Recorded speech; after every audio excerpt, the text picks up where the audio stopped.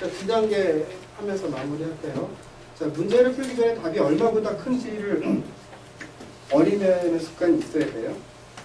이를테면 79 곱하기 79가 얼마쯤 될 것 같아? 라고 하면 80 곱하기 80이라고 생각했을 때 어림값이 6400이고 따라서 실제 값은 이거보다 작아야 된다. 그럼 얼마나 작아야 돼? 얼마나 작아야 돼?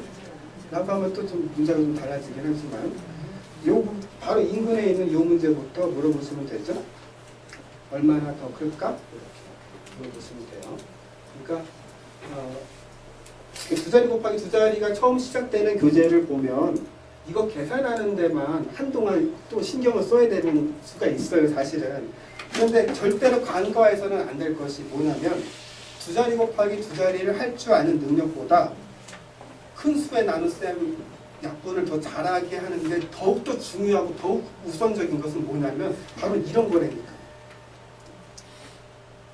두 자리 곱하기 두 자리를 계산할 줄 아는 능력은 솔직히 말씀드리면 큰 수 나눗셈의 이 몫을 딱 추려내는 것과 약분을 딱 한 번에 하는 능력과 상관이 없다고. 제가 아까 말씀드렸죠. 약분을 한 번에 할 수 있는 능력은 뭐 어떤 뇌를 쓴다고 했어요? 우뇌. 우뇌는 정확한 값을 출력하는 뇌가 아니라고. 어린 값을 딱 때리는 뇌라고요. 그러니까 그런 연습을 D단계 초반에서 충분히 해주지 않으면 약분 안 되는 거예요. 자, 이러한 내용들을 가지고 아이가 틀린 문제를 어떻게 고칠 수 있는지를 보시겠습니다. 어림에서 이 답이 대강 얼마쯤 될 것인지 한번 생각해 보시죠. 48은 40에 가깝습니까? 50에 가깝습니까? 19는 10에 가깝습니까? 20에 가깝습니까? 자, 그러면 50 곱하기 20이라 생각을 한다면 그 답은 얼마쯤 될까요? 그렇다면 이렇게 올려서 얻은 어림값인 50 곱하기 20의 답이 한 1000쯤이라면 실제 이 문제의 답은 1000보다 커야겠어요? 작아요?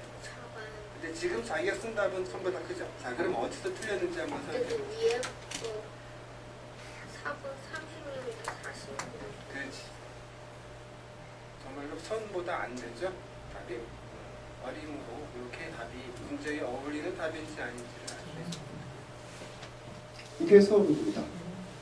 이렇게 하시는 거예요. 자, D단계에서 틀린 문제를 스스로 찾을 수 있는 것을 목표로 한다고 쳐도 오류 발견 활동이 처음부터 이렇게 스스로 틀린 것을 쉽게 찾을 수 있겠어요? 그건 아니죠. 어떻게 찾는지 방법을 이렇게 알려주는 거예요. 방법을 알려주기 위해서 필요한 것이 이러한 기준 척도와 어림하기, 어림셈 이런 것들이라는 얘기입니다. 자, 이렇게 다 됐습니다.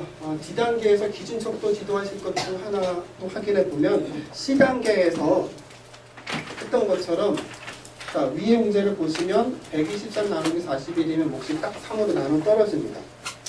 근데 구분 교재가 이렇게 돼 있다니까요. 요 바로 밑에 문제가 이렇게 돼 있어요. 이 123을 두 개 줄여놨죠. 저는 이 D단계에서 큰 수의 나눗셈이 시작되는 부분이 어디죠? D단계 81번부터 시작인데 81에서 무려 150번까지 제일 긴 파트가 이 나눗셈이잖아요. 근데 이 부분에서 저는 적어도 81에서 100 정도까지는 내려쓰지 않으라고 해요. 내려쓰지 않고 답만 쓰라고 해요. 그렇게 할 수 있어요, 교재가. 그렇게 할 수 있게 만들어놨습니다. 왜? 위의 문제가 계속 아래 문제를 풀기 위한 기준 척도라니까. 이렇게 돼 있어요. 그러니까 이거를 이용해서 계속해서 어린 감각을 계속 키울 수 있다는 거죠. 이렇게만 해놓으면 다 된 거예요. 약분. 따라서 그 밑에 문제는요. 따라서 그 밑에 문제는 123일 때 나눠 떨어지니까 2가 모자라니까 몫은 2이고 나머지는 2개 줄여서 39개인데 이거 되는 거죠. 자, D단계 진도를 보시겠습니다. 자, 이 부분이 어림셈을 연습시키셔야 될 부분이에요. 제가 아까 좀 전에 말씀드렸던 D단계 81에서 100번 정도 이 부분이 바로 내려쓰지 않고 목과 나머지만 바로 때려잡는 그 연습을 시키실 필요성이 있는 교재고요. 이 D단계 앞에 보면 11에서 40번 그 사이는요. 그 사이는 그 어림셈 지도.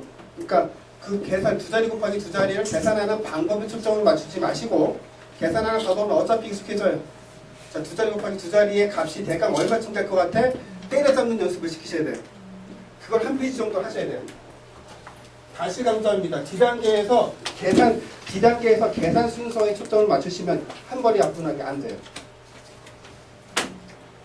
자, D단계 11에서 40번 교재는 만약에 문제가 이렇게 덩어리로 있으면 그 문제의 답이 배가 얼마쯤 될 것 같아? 라고 때려잡은 어림값을 여기다 그냥 쓰라고 했어요. 동그라미 쳐주시고. 그런 다음에 실제로 계산해보고 실제 값과 어림값을 비교해보는 거죠. 이건 반 페이지만 해보면 돼요. 그게 수업이 돼야 돼요.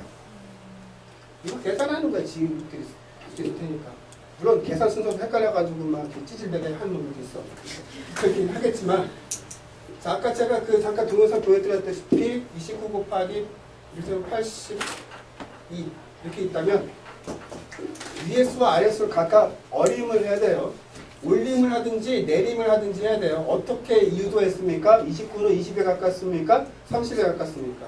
30이요. 82는 80에 가깝습니까? 20에 가깝습니까? 80이요. 그러면 이 문제의 기준척도 문제는 30 곱하기 80인 거죠. 이렇게 기준척도를 옆에다가 만들어 놓고 그 기준척도를 쓴 다음에 이 문제와 실제 요거 계산했을 때의 값을 비교해보는 활동을 시키시라는 얘기예요.